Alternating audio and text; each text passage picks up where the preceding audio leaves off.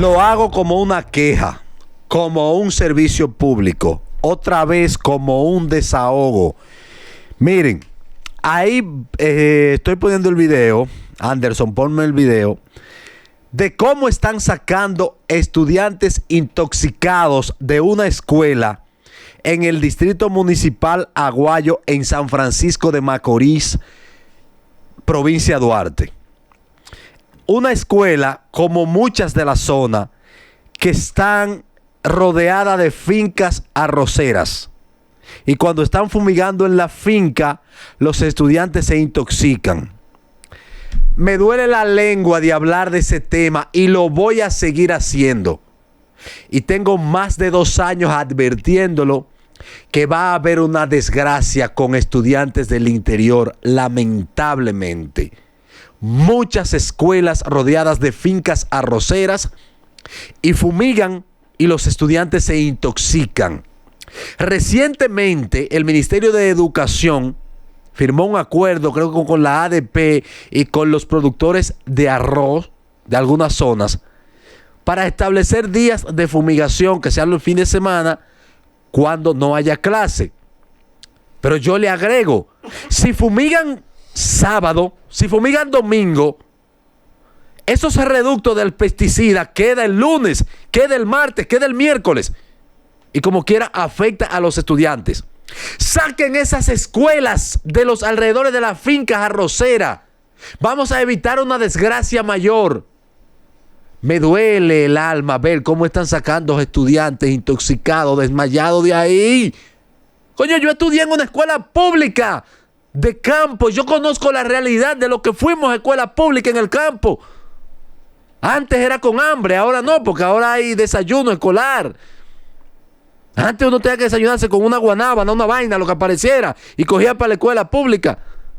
Parece que nuestros muchachos de escuela pública no le duelen a nadie. Hay un ministro inoperante, Miyagi, gracias a Dios se va. Viene Luis Miguel de Camps, ojalá haga algo con los productores de arroz.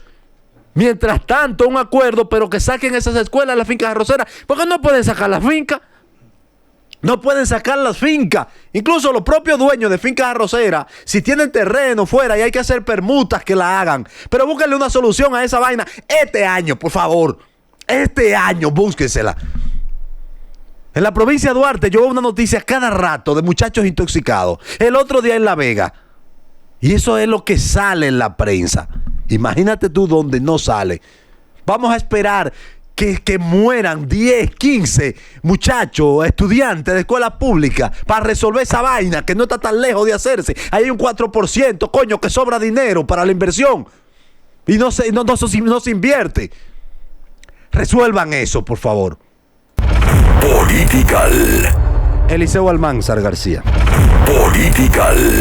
Bueno, esta semana hemos visto en el plano internacional cómo se ha elevado el discurso de los Estados Unidos contra Zelensky en el tema de Ucrania. Se le ha llamado a Zelensky desde dictador hasta comediante, que se le ha acusado de que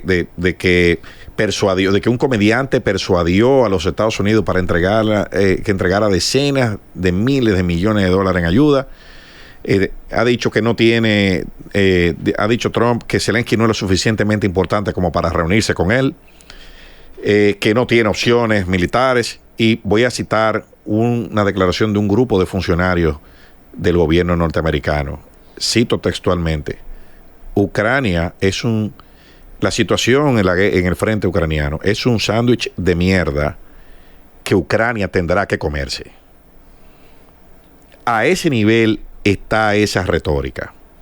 Hay un acuerdo, una propuesta de acuerdo sobre la mesa para que Ucrania acepte poner en garantía sus recursos minerales, su infraestructura portuaria, tierras agrícolas y un paquete de riquezas que el gobierno norteamericano ha evaluado el aporte basadas en una evaluación que hace el gobierno norteamericano de los aportes que ha hecho al gobierno ucraniano, de alrededor de $500 mil millones. Las cifras reales, según la Unión Europea, de aportes norteamericanos rondan los 70,000 millones de dólares. Pero Trump dice que Estados Unidos ha aportado 500,000 millones. Después dijo que eran 350,000 millones de dólares. ¿Qué es lo que está en juego aquí? Muy sencillo. Ucrania posee reservas. Se estima que Ucrania posee reservas minerales valoradas en nada más y nada menos que 12 trillones de dólares. Esos 12 trillones de dólares son en metales críticos, tierras raras, que las estimaciones de la existencia de tierras raras se hicieron en la era soviética. Los rusos saben dónde están y cuántas hay, porque se dedicaron a estudiar eso durante décadas. El Donbass, que es la región que está en conflicto, posee alrededor del 20% de las reservas de minerales documentadas de Ucrania. Ucrania tiene millones de hectáreas de tierra cultivable, tiene puertos, es el suplidor, o era hasta antes del año 2022, el suplidor estratégico de trigo, de cebada, de centeno y de muchos productos de alimentación que se usan en la Unión Europea. Al parecer, el presidente Trump ha decidido repartírsela con el presidente Putin, dejando de lado a la Unión Europea y con un apoyo, vamos a decir, tras bastidores de China, a quien le tocará en este reparto la región Indo-Pacífico. Léase Taiwán, que es el próximo foco de donde la próxima carta con la que Trump negociará con los chinos a cambio de que estos se salgan de América y del territorio de influencia de los Estados Unidos, como vimos que acaba de suceder con el canal de Panamá. El póker ahora que se está jugando en el mundo tiene 3 jugadores: Estados Unidos, Rusia y China. Los grandes perdedores son Europa y uno que es un enemigo importante de los Estados Unidos, Irán. Political. Gabriel del Got. Political. Este siglo está muy jodón para los que creen que Estados Unidos todavía tiene el protagonismo hegemónico del mundo. Empezamos con que, por un lado, se está expulsando y señalando a los inmigrantes, ya sean ilegales o no, en los Estados Unidos, un país que, por cierto, es construido por inmigrantes, lo que nos hace dudar de si es un tema de que si tú eres inmigrante o no, o si es un asunto de cuál es tu color de piel. Se les juzga por todos los males que pasan en este país. Los bad hombres, dijo Donald Trump en algún momento, como si no existiese ningún problema interno. Y por un lado yo veo yo trato siempre de ver el lado positivo. Y es que en lugar de que sigamos viendo ese sueño americano, ¿qué tal si empezamos a ver el sueño mexicano, el sueño chileno, el sueño venezolano, el sueño dominicano? Y volvemos la vista a lo que somos y a construir algo mejor por y para nosotros. Yo digo que será un mal siglo, porque lo que aparenta ser es que aquí es mejor prohibir que competir. Esa parece que está siendo la decisión de Occidente. Y eso es jodón. Porque si o República Dominicana es Occidente o somos la periferia de Occidente, lo que definitivamente queda claro es que sí nos afectan las decisiones que tiene Estados Unidos con relación al resto del mundo. Lo que está pasando en Gaza, en Ucrania, da vergüenza, da muchísima pena, porque para la historia quedará registrado como un acto de cobardía. Y esa es la realidad. Quien ha leído historia, quien disfruta la historia y sabe entender los acontecimientos, entiende que esto es así. Y digo que va a ser un siglo muy jodón para esas personas que se creen todo lo que dice de Wall Street, todo lo que dicen de la innovación, todo lo que venden esos millonarios, esos multimillonarios que ahora atacan a las personas más pobres del mundo, es decir, los más ricos del mundo que atacan a los más pobres del mundo, que suelen ser los migrantes, porque el migrante usualmente suele ser el más pobre del mundo.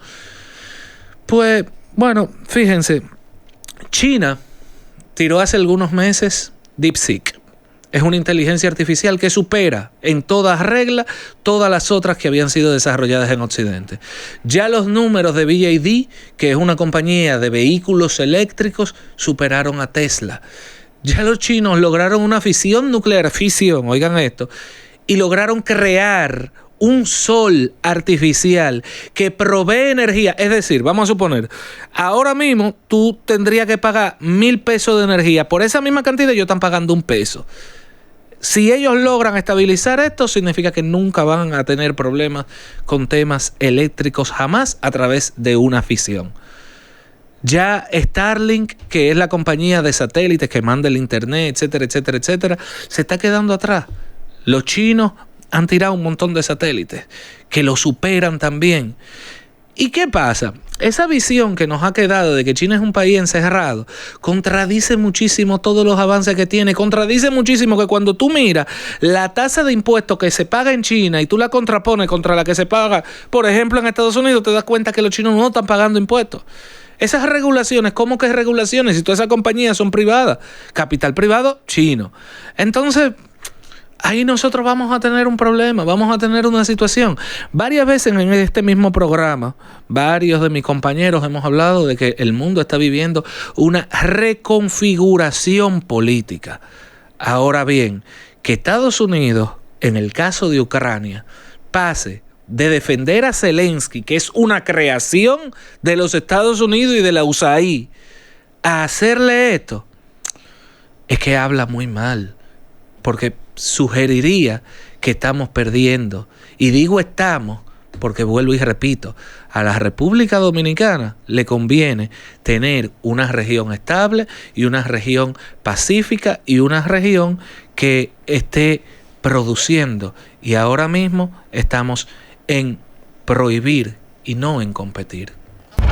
Political. Señor Jonathan Familia. Political. Señores, miren, me da mucha pena escuchar un anuncio que hizo en el día de ayer el señor Celso Marrancini. Celso Marrancini acaba de anunciar que las interrupciones programadas de energía eléctrica serán suspendidas hasta nuevo aviso para no afectar a los que pagan, que tomarán nuevas medidas para evitar las pérdidas. Entonces, yo quisiera preguntarle a Celso Marrancini, si era por un asunto de pérdidas, ¿por qué las personas que tienen luz prepago se le va la energía? Cristo Rey, Café de Herrera, se le va la luz y ellos son prepago. ¿Por qué se le va la energía? Pero entonces una de las formas que él mencionó para evitar afectar a los que pagan su luz fue la instalación de los famosos contadores Félix Sánchez, como le dicen en los sectores. Unos contadores que andan a 100 kilómetros por hora. Yo he visto secuencias de facturas de personas que pagaban 2.500, 3.000 pesos y con el mismo consumo, el mismo monte, a la misma hora, con todo el mismo engranaje y la estructura de la casa, se le dispara a 5.500 la factura luego de los famosos contadores telemedidos, lo que se cortan a distancia, lo que se reconectan desde allá. A esos contadores la gente le dice Félix Sánchez. Probablemente la cura sea peor que la enfermedad, porque hoy la gente protesta por los apagones, pero mañana van a protestar de una manera más ácida por la duplicación de los montos en su factura. Anoten eso, Hansel, que se lo estoy diciendo hoy.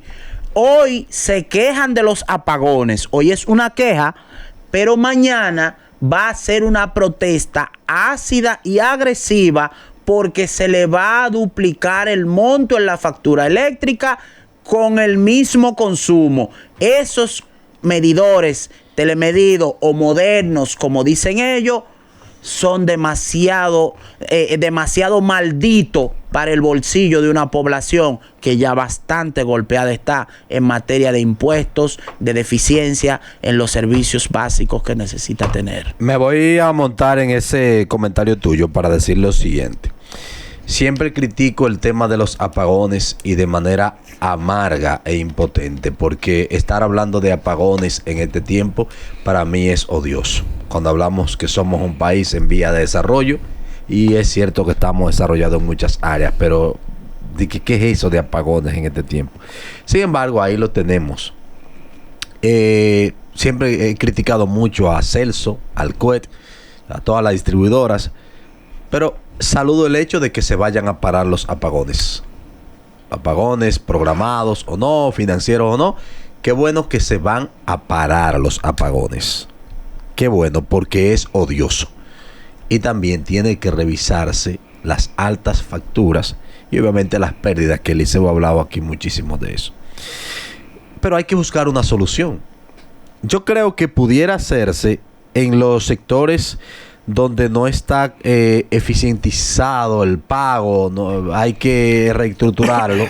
Por lo pronto, poner los contadores de manera prepago, como hay en algunos sectores. El Manguito es un buen modelo. Ponerlo prepago hasta que se pueda poner de otra manera. En Cristo Rey está el sistema de prepago. En algunos espacios, en Herrera, en el Café, también. En el 12, en la Mina, los solares, el Quilombo. Entonces vamos a ponerlo prepago. Lo que pasa es, señores, que hay pérdidas en el sistema eléctrico. Hay varios tipos de pérdidas. Ajá. Hay pérdidas técnicas y pérdidas financieras. Okay. Una cosa es que la gente pague la energía, porque el contador es prepagado, por las razones que sea, que son válidas. Y otra cosa es que no se pierda energía. Probablemente las redes ahí tienen problemas de eficiencia. La matriz. No, las redes de transmisión probablemente son viejas, probablemente hay mucha gente conectada ilegalmente, porque el hecho que haya mucha gente que pague no quiere decir que sean la mayoría, o que no haya energía que se pierda, que no haya fraude, que no haya... ¿Tú entiendes claro, eso? Claro. Es un problema que hay que abordarlo. El sector eléctrico aquí tiene un problema estructural. ¿Qué es lo que ha pasado? Que se rompió un ciclo que había un plan que se estaba ejecutando y unas inversiones que se estaban haciendo que por razones que desconocemos, la que se han dicho es que había mucha corrupción, que eso se iba a reorientar, que esto, que lo otro. El caso es que se dejó de invertir. O sea, es como que tú estés criando un animal de engorde, un cerdo, una vaca, un pollo, y tú decidiste dejar de darle comida. Ya había engordado hasta cierto nivel para tú aprovecharlo, y tú después decidiste dejar de darle comida, dejaste de vacunarlo, dejaste de ponerlo bebedero con agua corriente. Entonces te comenzó a enfermar, comenzó a bajar de peso, comenzaste a perder dinero. ¿Entiendes? Eso es lo que ha pasado ahí. Había una tendencia y los números son lo que hablan en eso. Un sistema que perdía más o menos 40% en el año 2009. Hoy en día está perdiendo más del 40%. ¿Entiendes? Hizo una curva, es una V corta lo que ha hecho, una V. Sí. Las pérdidas cuando en el año 2019, porque el 2020 no se puede contar, porque aquí se sirvió luz 24 horas sin cobrarla en la pandemia, las pérdidas en el año 2019 eran poco más de 20%. ¿Cómo es que eso hoy, 6 años después, es un 44, 43%? Lo mismo. Y eso no se debe, Eliseo. A eso no se debe. Sí, que independientemente de todo, no se debe que en los últimos años el consumo ha aumentado. Independientemente de la poca inversión, de la misma matriz energética, de los mismos conductores, de la misma estructura. De energía. Eso no se debe a que el consumo ha aumentado por varias razones. El consumo aumentaba antes también. Por el calor. Sí, eso es una. Sí, el consumo aumentaba antes, señores. El consumo aumenta. Pero no teníamos. 75 a 90 megavatios por año. Siempre ha aumentado lo mismo. El consumo ha aumentado siempre, pero quizás en ese momento la matriz y toda la estructura eléctrica no estaba tan golpeada como ahora. Jonathan, sí, claro, pero ¿por qué está golpeada? Pero precisamente que Es que falta de inversión. Mira, nosotros no podemos tapar el sol con un dedo. Y eso, y creo que lo dije el otro día aquí que hablé de eso. Aquí tienen que rodar cabeza en ese sector. No te lo digo a modo de pregunta. Sí. A modo de pregunta. Entonces, ¿qué pasa? Si tú tienes que invertir 150 millones de dólares al año para aumentar, o sea, para mejorar las redes, para disminuir el número de pérdidas, el monto de las pérdidas, y para que al mismo tiempo crear las condiciones para que el sector privado invierta en el sector y asumir riesgos gubernamentales como fue Punta Catalina, que ahora todo el mundo la quiere comprar porque es un negocio que deja 200 y pico millones de dólares al año al Estado. Ahora cualquiera te da 2.500 millones de dólares. Entonces te lo pones arriba de la mesa. Sí, pero acuérdate que el secretario Rubio, el secretario de Estado de los Estados Unidos, Marco Rubio, habló en rueda de prensa y dijo que Punta Catalina también iba a servir para Puerto Rico. Bueno, no. ¿Vamos a vender energía a Puerto Rico? Eso, sí, de eso se está hablando. Es que, oye, hace mucho nosotros debimos vender eso. Lo que pasa es que... No necesariamente. Eso no es tan paradisíaco como se plantea. No tan paradisíaco. Pero tú puedes hacer esa proyección, qué sé yo, en 15, 20 años. ¿Por qué no puede seguir siendo estatal? ¿Por qué la planta no se hace? ¿Por qué la planta no la hacen en Puerto Rico? ¿Tú te has puesto a pensar por qué? Por las regulaciones ambientales que hay en Estados Unidos. ¿Entiendes? Es más barato hacer una planta aquí porque las regulaciones ambientales son más laxas, son más suaves. Tú la haces aquí y le compras la energía. Tú la haces aquí y vendes el cable. Pero ya la planta está hecha. No importa que la planta esté hecha. Para tú venderle a Puerto Rico tienes que hacer otra Punta Catalina. Otra. Que te reciba allá. Otra y que probablemente más cerca. Tú tienes un parque de generación en San Pedro de Macorís y varias plantas. Sí. Con un gasoducto de gas natural que va desde Boca Chica. O sea, ahí tú pudiese invertir ahí. Además, tú tienes una terminal de combustible que está en San Pedro de Macorís también, que tú puedes bombear por tubería si vas a usar combustibles fósiles. Pero si tú vas a hacer una planta... También está el tema de Guyana y las refinerías. Si tú vas a hacer una planta de carbón, tú tienes que hacer un puerto para descargar carbón. Sí, que es una de las cosas que más dinero cuesta. Igual también con el tema de la planta de gas natural, se tiene que hacer puerto para recibir gas natural. Mira ese ejemplo que tú pones, gas natural en Manzanillo.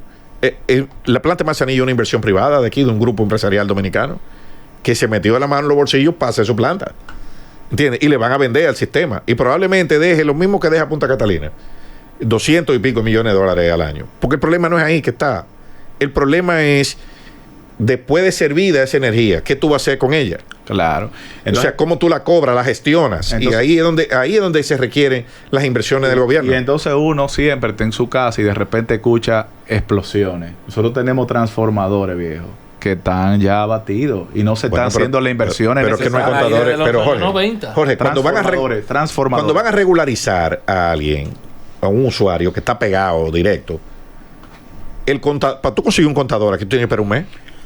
Todavía estamos así. Todavía está así. O sea, eso se había superado. ¿Entiendes? Entonces eso no puede ser. No puede ser que tú el plan que hay son 900 millones de dólares en inversión para el sector por los próximos 3 o 4 años. Ahora, ¿tú sabes cuánto ha sido el máximo ejecutado de inversión en el sector eléctrico? Inversión de capital, me refiero. Menos de 50 millones de dólares por año. Y eso se comenzó a ejecutar. ¿Tú sabes cuándo? En el tercer año de esta gestión. Aquí hubo 2 años. Los 2 primeros años aquí no se invirtió $1 en inversión de capital en el sector eléctrico. Wow. Bueno. Political. Jorge Félix Pacheco. Political. Siempre he dicho que la libertad de expresión no puede confundirse con libertad de extorsión. Siempre he hablado de la necesidad de que las personas que tenemos acceso a la comunicación lo hagamos de forma responsable, sin ofender, siempre orientando, expresando nuestros puntos de vista y siempre socializando. Yo creo que no existen verdades absolutas. Aquí, de cualquier persona, usted aprende muchísimo. Y digo esto porque lo que sucedió con el rumor del tema de comunicadores que supuestamente habían obtenido fondos de la agencia norteamericana, la USAID, aquí se ha desatado nuevamente el debate de que si se hace o no una regulación de los medios digitales, y que si se hace o no una regulación. Vi hasta el presidente que dijo que el que diga una mentira o algo así, el que se envuelva en falsedades, no puede tener patrocinio público en los medios de comunicación. Miren, yo entiendo que nosotros la libertad nos costó demasiado. Poder expresarnos libremente, donde tenemos países a menos de 3 horas que no tienen lo que nosotros tenemos hoy, que es una democracia robusta en donde podemos expresarnos. Creo que volver al tema de una ley mordaza no ayuda para nada a la democracia. Yo particularmente entiendo que nuestro rol en los medios de comunicación es hacer una comunicación más de evidencia, una comunicación más enfocada a sumar, una comunicación más enfocada a llevar la verdad, pero que nuevamente se tome de excusa esas acusaciones que se hicieron en contra de esos comunicadores, que al parecer son acusaciones falsas, para de nuevo someter al país bajo un esquema de que si se hace o no una ley mordaza. Yo no estoy de acuerdo. Esta libertad nos ha costado mucho a los dominicanos. Nosotros tenemos que expresarnos, obviamente, con el debido respeto.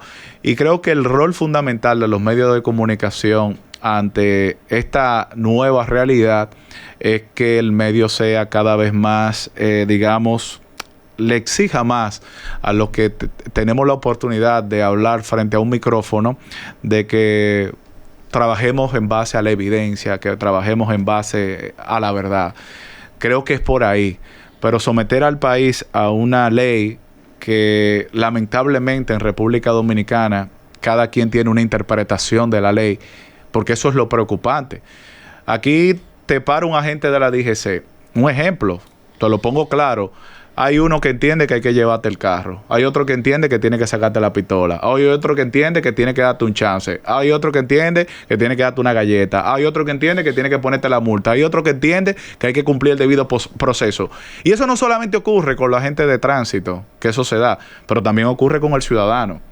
El ciudadano también tiene su interpretación de la ley. Entonces, como cada quien tiene su interpretación y nadie conoce sus derechos y sus deberes, entonces esa posible ley mordaza pudiera caer en excesos, y esos excesos sería igual a que nosotros perdamos lo que hoy tenemos, que es una democracia robusta.